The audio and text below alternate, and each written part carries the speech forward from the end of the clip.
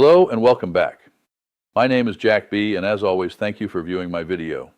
The following is part of a statement Police Chief Jean Paul Smith made on JBPD's Jack's Beach Police Department Facebook post on Friday concerning the issue of street takeovers, violence, and shootings. When people live in a free society with constitutional safeguards, and you have members of that society that have no regard for life, no fear of consequences, have no respect for anyone or anything, and are intent on committing a violent crime, it is presumptuous to believe that law enforcement can or could do anything to stop people with these intentions. We cannot do what society and their parents should have been doing to them their whole lives. I believe his statement hits the nail squarely on the head, but the first thing people cry about is wanting more gun laws. It is not the laws that are the issue. Criminal behavior is caused by a complex interaction of social, environmental, psychological, and biological factors rather than a single reason. Major drivers include poverty and socioeconomic disadvantages, substance abuse, dysfunctional upbringing, peer pressure, and personality traits such as low impulse control. Some safeguards that ought to be provided are through observations and positive direction made by parents and family, community groups such as churches and schools, positive correction at an early age, and corrective action taken prior to any criminal activity should prevent it from occurring. But it is never 100% corrective. People, being human, push off their direct responsibility toward institutions to handle issues. I suspect they feel guilty and want the criminals rehabilitated. They like the "I didn't mean to do it" excuse. My understanding is that the criminal justice system's primary purpose is to maintain public order, ensure safety, and uphold the rule of law by preventing and punishing criminal behavior.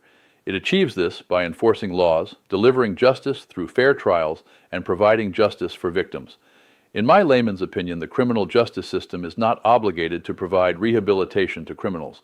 As I understand it, the U.S. courts have not recognized a constitutional right to rehabilitation. Although many jurisdictions offer rehabilitation, the primary focus has been toward punishment and incapacitation. Rehabilitation is often seen as optional rather than a mandated requirement. Some people use high recidivism rates as an indicator of the lack of success of our criminal justice system. Again, bear in mind the criminal justice system is not obligated to rehabilitate criminals, so the use of recidivism rates is just more smoke and mirrors for those who want to subvert the system. Rehabilitation may be warranted in some cases. It should be viewed as a privilege, not a right. There are two similar laws that support rehabilitation of criminals. The first is the Second Chance Act that focuses on post-release reentry, providing funding for programs such as job training, housing, and addiction treatment to help individuals reintegrate into society after being released. The original Second Chance Act was signed into law on April 9, 2008. President George W. Bush's goal was to reduce recidivism and support prisoner reentry to civil society. The second is the Second Look Law, which acts as a judicial second look at long, often mandatory sentences, allowing judges to sentence or release individuals after they have served a significant portion of their time, e.g. 10 to 20 years. Essentially, second look laws facilitate the opportunity for a second chance by allowing for earlier release, while the Second Chance Act provides the support necessary to succeed once released. A federal second look law has not been enacted into law, but the First Step Act of 2018, signed on December 21, 2018, is considered to be a key foundational step. The Second Look Act of 2019 has not passed. It is a major proposal introduced on July 17, 2019. It would allow for sentence reduction, particularly for youth. Studies in 1994 showed 67.5% of released criminals were rearrested within 3 years. Data in 2005 showed that 68% were arrested within 3 years and 83% were arrested within 9 years. The number of parole violators returned to state prisons more than doubled between 1990 and 1999. 50 to 52% of all state prisoners returned to prison within 3 years of release. Proponents of Second Chance will tell you the 3-year reincarceration rates dropped by 23% nationally since the Second Chance Act was passed in 2008. But they are playing with the numbers. The 23% is a reduction on the 52%. Here's the step-by-step calculation. Number 1, convert the percentages to decimals. 23% equals 0.23. 52% equals 0.52. Target 2, multiply the decimals. 0.23 times 0.52 equals 0.1196. 3. Convert the decimal back to a percentage. 0.1196 times 100 equals 11%. 23% of 52% is 11.96%. Therefore, there is an 11.9% decrease in returns to prison.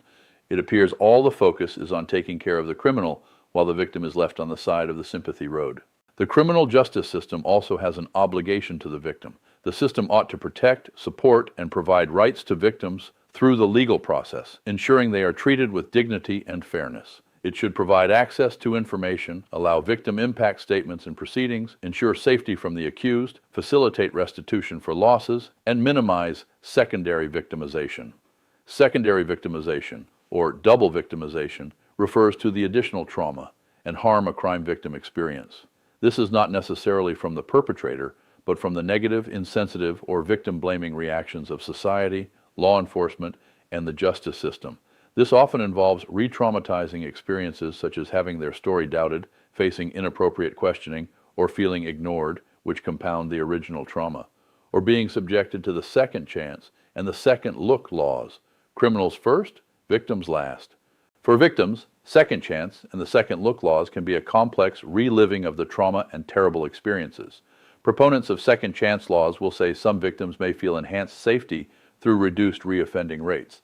This is utter nonsense. I suspect most, if not all, victims experience fear, emotional distress, and a sense that justice was not fully served. This is particularly true if the offender is released early or has their record sealed. It can be an ongoing sense of punishment to the victim. More and more states are trying to pass second chance and the second look laws. People want convicted criminals to receive a second chance. They use policies such as expungement, rehabilitation programs, and hiring initiative. Hiding the criminal's past should never be an option. The states say the reason for this is to reduce high recidivism rates, address labor shortages, and lower taxpayer cost of incarceration. These efforts focus on reintegration, aiming to break the cycle of crime by providing housing, education, and employment. But the bottom line is justice must still be served. If a person commits a crime, then they ought to be required to pay the penalty. All people ought to obey the law. The punishment should match the crime, and it should not be based upon race, color, creed, etc. Rehabilitation is not for all criminals. Criminals convicted of crimes that cannot be undone should not get a second chance or second look. It appears the second chance and the second look laws do not cover criminals who were convicted for serious violent sexual offenses or high-level crimes such as murder, rape, child molestation, and often DUI. Exclusions also apply to individuals serving life without parole or those convicted of being habitual offenders. These programs should be allowed for certain convicted criminals and not a blanket law for all. They say only about 6% of people eligible for expungement or record restriction actually utilize these services. Expungement and case sealing should not be options for the convicted criminal.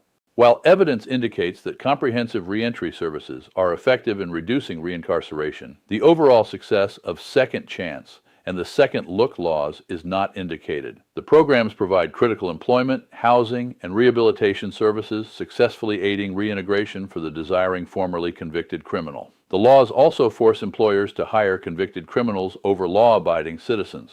On top of the insults and continuing injury to the victim, there are ban-the-box laws. Ban-the-box laws are regulations that prohibit employers from asking about an applicant's criminal history on initial job applications, removing the box to check for convictions. Ban-the-box laws delay background checks until later in the hiring process, often after a conditional offer has been made. The intent, which is good, is to ensure applicants are evaluated on qualifications first. Again, this is nonsense. The convicted criminal should feel the pain they have caused the victim for as long as the victim is in pain. Some studies have indicated that ban-the-box policies have had no significant impact on increasing employment for certain demographics, suggesting that simply removing the question may not be enough without additional support. Again, the applicant should be qualified first. Second chance and the second look programs, as with all other programs, are left to be instituted by humans who, by their very nature, are flawed. The application of the programs is interpreted by the individual applying it. They may not have any insight to the nuances or true intent of the program, thereby inadvertently subverting the application and intent of the program. I suspect for as many people there are to institute a program, there will be that many interpretations of the program. But in the end, justice must be served, and the victims must be made whole before any other considerations are made. Well, these are my thoughts for today. And again, whether you agree or disagree, please verify the information presented. Thank you. And until next time, take care and be safe. Me na do it. Ooh.